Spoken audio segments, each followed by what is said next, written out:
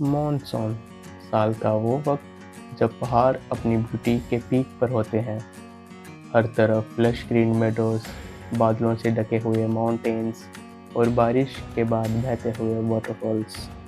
It almost feels like the entire landscape transforms with the rain.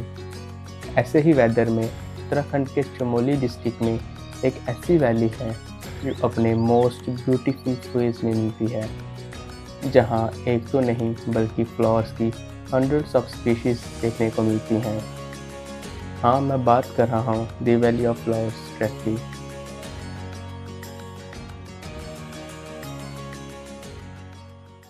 और इसी journey के साथ मुझे मौका मिला ऑलमोस्ट 14,200 फीट पर सिचुएटेड वर्ल्ड के हाईएस्ट गुरुद्वारा श्री हेमकुंड साहिब के दर्शन करने का।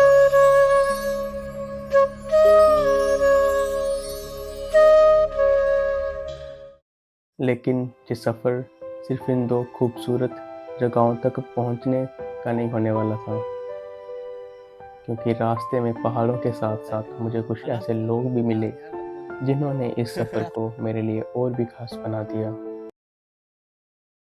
Hemkund Express from Sri Mahavishnu Devi Katra to Rishikesh via Chandigarh, Haridwar has arrived on platform number 3. हर सफ़र की एक शुरुआत होती है। हमारे सफ़र की शुरुआत हुई जम्मू रेलवे स्टेशन से, जहाँ से हमारी प्लानिंग ख़त्म और एक्चुअल जर्नी शुरू हो गई थी। पहली रात हमारी ट्रेन में ही गुजरती है और अगली सुबह होते ही हम पहुँच चुके थे ऋषिकेश।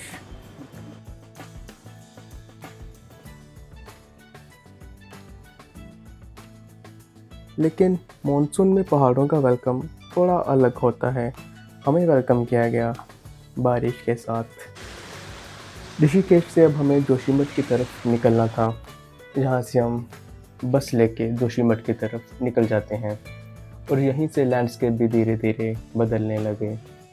शहर पीछे छूट रहा था और पहाड़ हमारे और करीब आते जा रहे थे।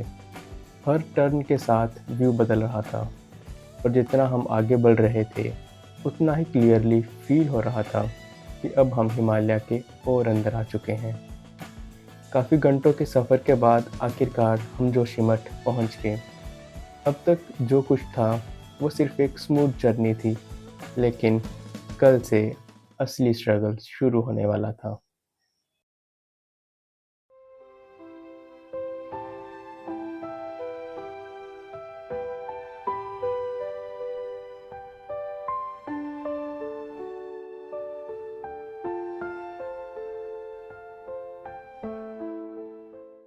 हेलो जी, कैसे हो आप सब? मैं उम्मीद करता हूँ कि आप सब ठीक होंगे। तो मैं हूँ अभी इस टाइम जोशीमठ में।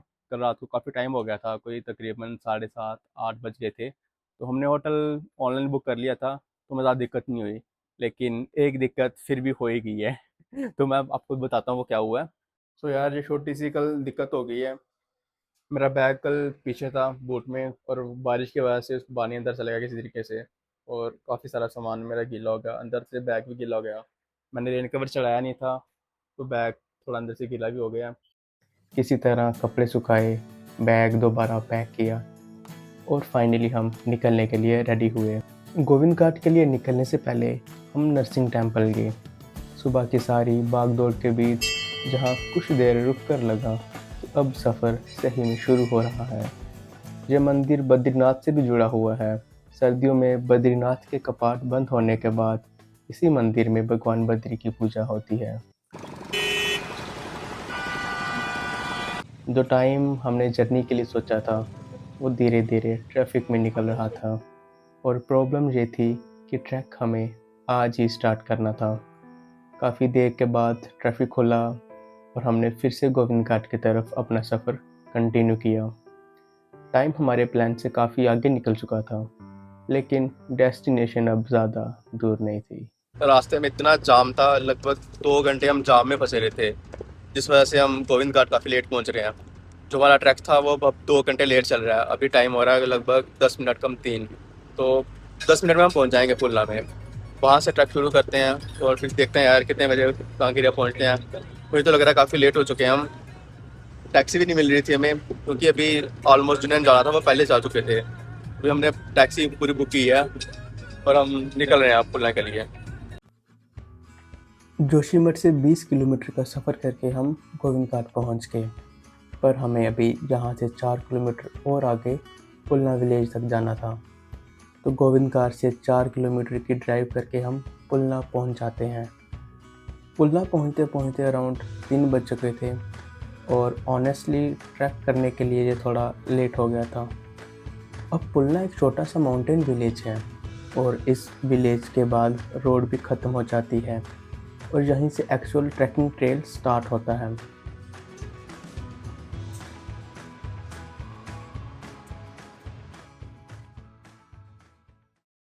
सो अभी बज रहे हैं 3 और हमारा ट्रैक शुरू हो चुका है गांगीरे के लिए। अभी इस टाइम हम पुलना में हैं और गांगीरे के लिए जा रहे हैं। अभी आई नो हम लेट हो चुके हैं, 3 बज चुके हैं। सो अभी देखते हैं कितने बजे पहुंचते हैं, कैसी स्पीड रहती है। हमें ट्रेल के बारे में कोई ज़्यादा आइडिया नहीं है कि कैसा होगा। सो मिलते हैं रास्ते में ही। इस ट्रैक पे मेरे एक स्पेशल फ्रेंड भी है, आपको मैं उनसे मिलवाता हूँ। सो अजय, एक्साइटमेंट लेवल कैसा है भाई, पहले ये बताओ। कल तक हाइट है। अभी क्यों लो हो गया भाई? अभी जो स्टार्ट किया हमने ट्रैक बस। कल मजा आएगा श्योर। श्योरली ना। हमारा टारगेट सिंपल था, आज किसी भी हाल में पुलना से 9 किलोमीटर का ट्रैक करके गांगरिया पहुंचना है।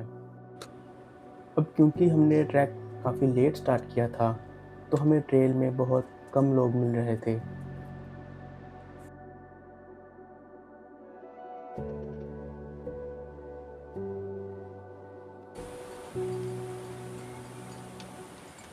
सो अभी 2 किलोमीटर का ट्रैक हुआ है और अभी हमें भूख लग रही है क्योंकि हमने सुबह ही खाना खाया था, ब्रेकफास्ट किया था। तो इसके बाद से बस अभी कुछ खाया नहीं है।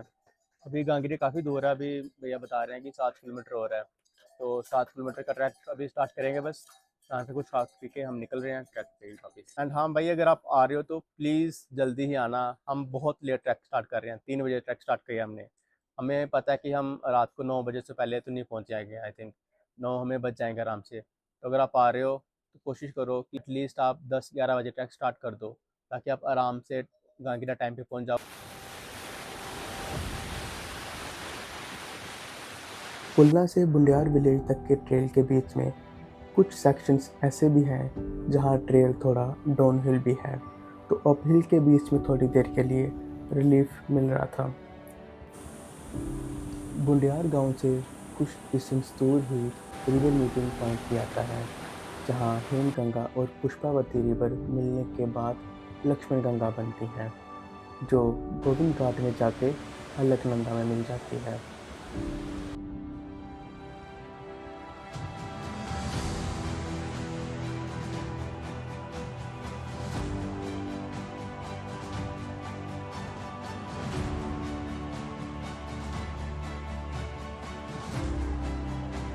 अब बुंडियार विलेज के बाद एक ब्रिज क्रॉसिंग मिलती है, जहाँ से ट्रेल काफ़ी डिमांडिंग फील हो रहा था, लेकिन रुकने का ऑप्शन भी नहीं था और डे लाइट अब धीरे धीरे ख़त्म हो रही थी।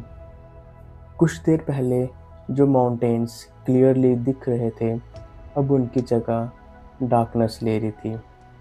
देखते ही देखते अंधेरा हो गया, पर मुझे अभी तक कोई आइडिया नहीं था कि इस अंधेरे में मिलने वाले कुछ पर्सन्स में से 2 लोग मेरी जर्नी का एक इम्पोर्टेंट पार्ट बनने वाले हैं। भाई ऑलमोस्ट डार्क हो चुका है। आई थिंक टाइम हो गया 8:15 एंड हम अभी भी लगभग 2-2.5 किलोमीटर पीछे ही हैं। आई डोंट नो कि 2-2.5 किलोमीटर ही एग्जैक्टली या फिर और ज़्यादा है। और अभी हम लगातार चल ही रहे हैं। हाँ, बीच में कोई 15-20 मिनट बाद हम एक ब्रेक ले रहे हैं 2-2 मिनट की। और थैंक गॉड कि हमें एक ग्रुप मिल गया है, अभी हम उनके साथ ही चल रहे हैं।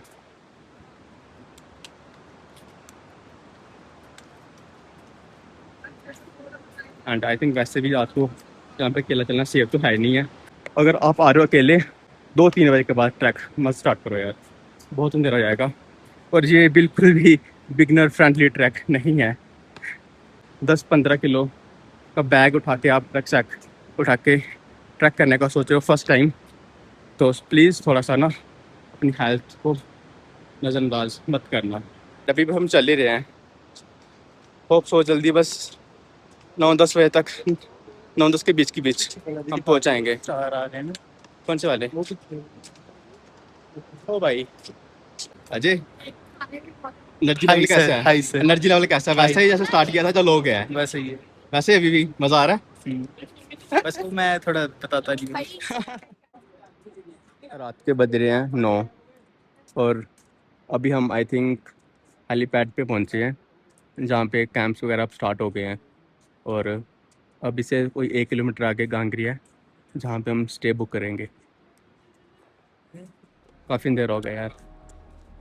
7 से 8 घंटे ट्रैक करने के बाद सामने कांगरिया की लाइट्स दिखने लगी और रात के अराउंड 10 बजे फाइनली हम कांगरिया पहुंच गए।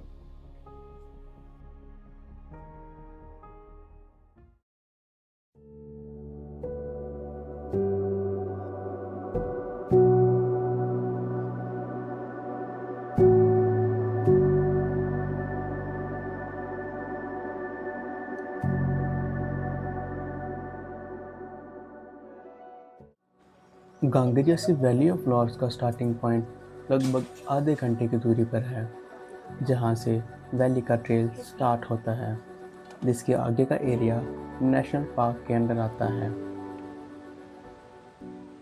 एक रास्ता बिल्कुल सीधा पे जा रहा है, स्टीप, ये हेमकुंड साहिब की तरफ जा रहा है।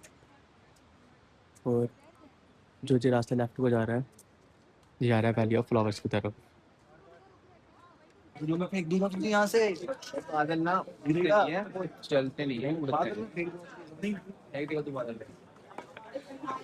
हेलो जी, गुड मॉर्निंग। कल रात को हम गांगीरा पहुंच चुके थे और काफ़ी लेट हो गया था यार। हमने ट्रैक काफ़ी लेट स्टार्ट किया था और बहुत अंधेरा हुआ था। हम लगभग 10 साढ़े 10 पहुंचे हैं और कल शूट करने का टाइम बिल्कुल भी नहीं मिला हमें। अभी इस टाइम हम वैली ऑफ फ्लावर के जहाँ पे परमिट बनता है वहाँ पे हैं और हमारा परमिट बन गया है। सो अभी हम वैली में एंटर करेंगे and I am really excited यार कि जिस चीज़ को हम फ़ोन में देखते थे आज उसे हम खुद आंखों से देखने जा रहे हैं। And last night I was very surprise यार कि 10,000 फीट पे जो गांव बसा हुआ है गांगरिया, सॉरी गांव नहीं बोलूँगा, जो पूरी मार्केट है यार। यहाँ पे हर एक फैसिलिटी मिल रही है, यहाँ पे खाने पीने की, होटल की, रूम की, स्टे की, हर एक चीज़ की यार। एंड रियली यार हम ट्रैक करके पहुँच रहे हैं, हमें पता है कि कैसे पहुँचे हैं। एंड आई वाज थिंकिंग कि भाई इन्होंने जो इतना बनाया होगा, डेवलपमेंट की होगी, यहाँ पे बिल्डिंग्स बनाई हुई हैं, स्टेज हैं, होटल्स हैं, वो कैसे बनाई होगी यार, बहुत स्ट्रगल हुआ होगा। सब स्पीशीज और फ्लावर्स हैं जो हमें वैली में देखने को मिलेंगी और ये कुछ रूल्स एंड रेगुलेशंस भी हैं जो हमें फॉलो करनी है। Valley of flowers national park का protected area around 87 square kilometres है। और सबसे इंटरेस्टिंग बात, ये सिर्फ एक ब्यूटीफुल ट्रैकिंग डेस्टिनेशन नहीं है, बल्कि यूनेस्को वर्ल्ड हेरिटेज साइट का पार्ट भी है, जिस वजह से यहाँ के रूल्स और भी स्ट्रिक्ट हो जाते हैं। सो हमारा वैली ऑफ फ्लावर्स का ट्रैक शुरू हो चुका है और हम ऑन द वे हैं अब। What a view man.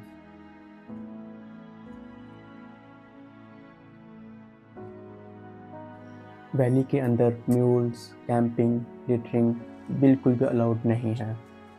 वैसे नाम सुन के ऑब्वियस है कि जहाँ फ्लावर्स होंगे, बट इंटरेस्टिंग क्वेश्चन ये है कि इसको वैली ऑफ फ्लावर्स नाम मिला कैसे।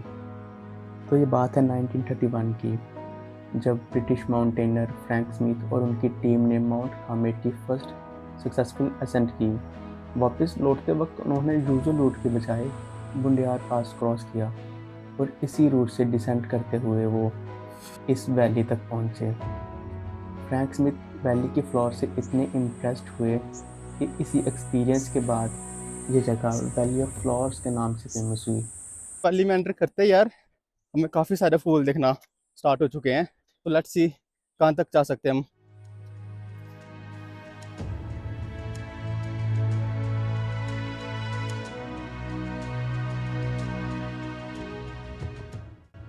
वैली ऑफ फ्लावर्स के स्टार्टिंग का ट्रेल काफ़ी ग्रीन है और कुछ देर तक हम फॉरेस्ट के अंदर ही वॉक करते हैं।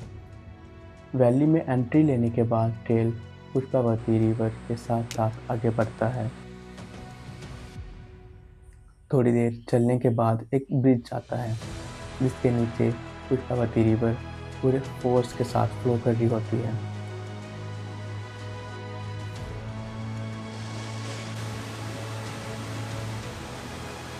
और इसी पॉइंट के बाद वैली का फॉरेस्ट सेक्शन स्टार्ट हो जाता है। वैली ऑफ फ्लावर्स कोई ऐसी जगह नहीं है जहां आप साल के किसी भी टाइम जा सकते हो।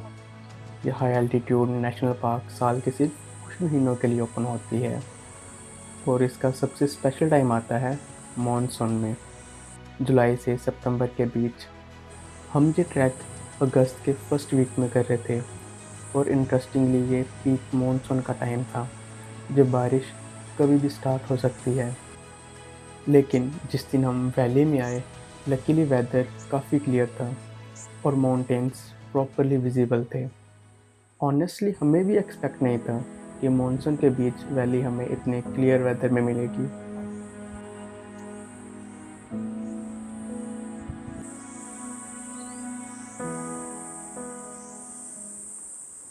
भाई अगर आप रास्ते में कुछ खा रहे हो तो रैपर नीचे बिल्कुल मत फेंकना यार। अगर आपको आया हुआ है जस्ट उसकी पॉकेट में डाल दो।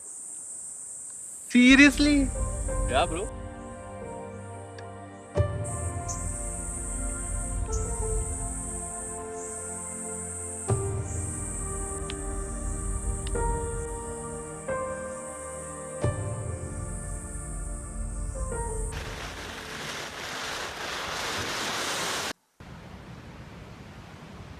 तो अभी हम एक वाटरफॉल पॉइंट पे रुके हैं। हाँ, वैली के आने से पहले ये एक पॉइंट मिलेगा आपको पानी भरने के लिए। हम काफ़ी डिहाइड्रेट हो चुके थे और ये पानी ऑलमोस्ट खत्म हो चुका था। तो अभी वैली ज़्यादा बस पहुँचने वाले हैं हम। अब धीरे धीरे फॉरेस्ट ओपन होने लगता है और हम वैली का पूरा लैंडस्केप काफ़ी क्लियरली देख पा रहे थे। Green meadows, colourful flowers, Pushpavati river और सराउंडिंग माउंटेन्स, सब कुछ एक साथ। यहाँ आके मुझे एक चीज़ समझ आई कि वैली ऑफ फ्लावर्स की ब्यूटी सिर्फ इसलिए नहीं है क्योंकि यहाँ 600 से ज़्यादा फ्लावरिंग प्लांट स्पीशीज मिलती हैं। Rather it's a combination of everything: flowers, mountains, river, open meadows. Photos videos में मैंने वैली को बहुत बार देखा था, लेकिन सामने खड़े होकर जो फील होता है वो कैमरे में कम्प्लीटली कैप्चर करना शायद पॉसिबल ही नहीं है। काफ़ी खड़ी चढ़ाई चल रही है। हाँ, बट एक बात है कि जब नीचे आएंगे तो तब आसानी हो सकती है, लेकिन जाते वक्त थोड़ी चढ़ाई मिलेगी आपको। अराउंड 7 किलोमीटर का ट्रैक करने के बाद हम वैली में पहुंचते हैं, जिसके नज़ारे कुछ ऐसे थे।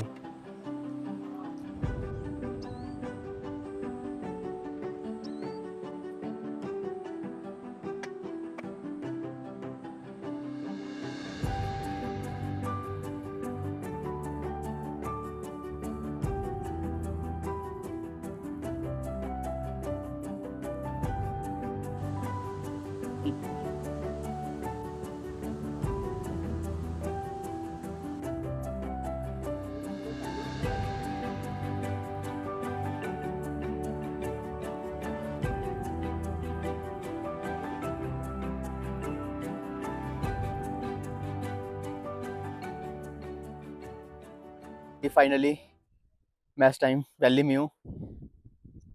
वैली के नज़ारे सच में बहुत ही खूबसूरत है। यहाँ पे बहुत ही ज़्यादा फ्लावर्स हैं यहाँ पे। हाँ, थोड़ी थकान होगी ऊपर आते आते, बट वर्थ इट है। जिस जगह को हम आखिर फ़ोन में देखते थे, आज हम उसे खुद देख रहे हैं।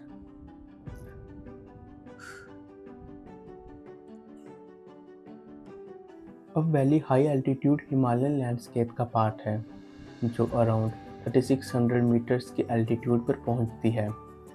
वैली के अंदर 4 किलोमीटर और ट्रैक करके एक पॉइंट पर रिवर बेड भी आता है, लेकिन हम उस तरफ नहीं गए और हमने डिसाइड किया कि जो टाइम बचा है वो बस वैली के अंदर ही स्पेंड किया जाए और हम वैली में ही रुककर फ्लावर्स, माउंटेन्स और पूरे लैंडस्केप को प्रॉपरली फील करते हैं। पर सफ़र यहीं ख़त्म नहीं होने वाला था, क्योंकि कल हमें जाना था वर्ल्ड के हाईएस्ट गुरुद्वारा श्री हेमकुंड साहिब।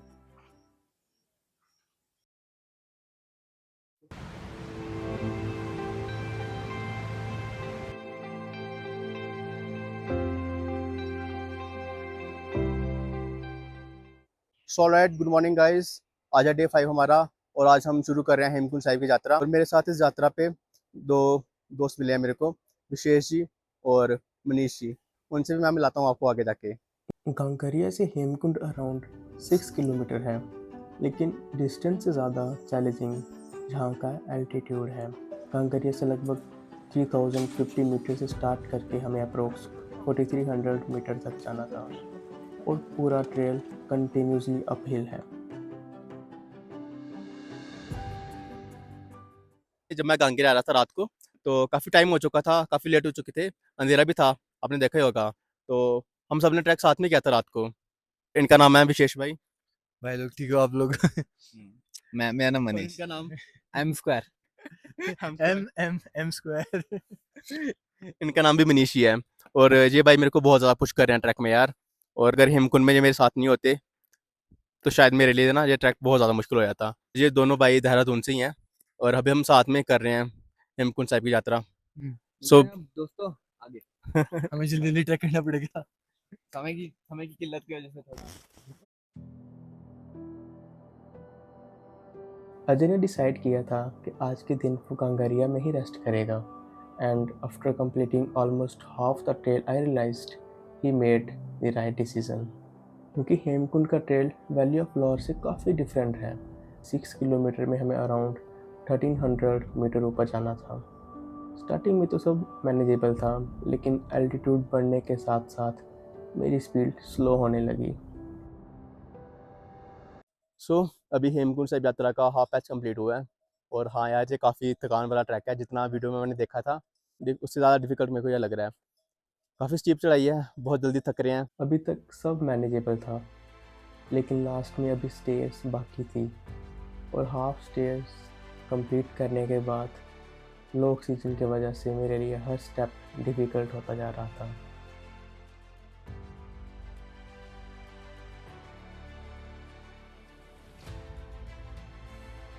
अभी मैं उस डाइवर्जन के पॉइंट पे हूँ।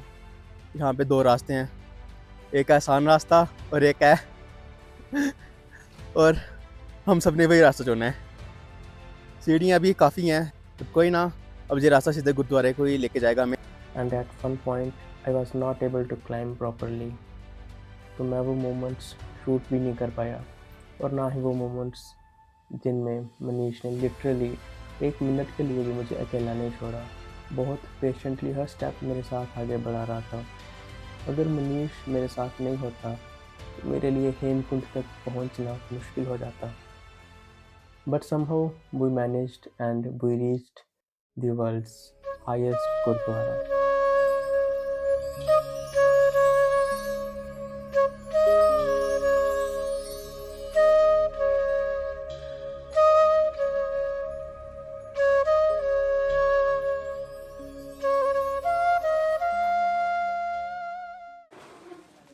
अच्छा लगा तुमको खींच के, ठीक है? ठीक है भाई, ये है वो ऐसे वाला ना, तो मैं भी क्या लगा मुंह। I always wondered what mattered more, the destination or the journey. But after completing this trek, I think I found another answer. Maybe it's the people we meet along the way.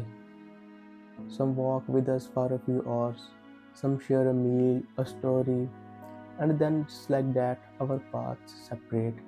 We may never see them again, but they leave something behind, a memory, a moment, a story that becomes a part of our own. So maybe a journey is not only about where we go or how we get there. Maybe sometimes it's about who we meet along the way. इस journey में मनीष ने जिस तरह मेरा हाथ पकड़ कर last के वो स्टेप्स कंप्लीट करवाए, मैं वो कभी नहीं भूलूंगा।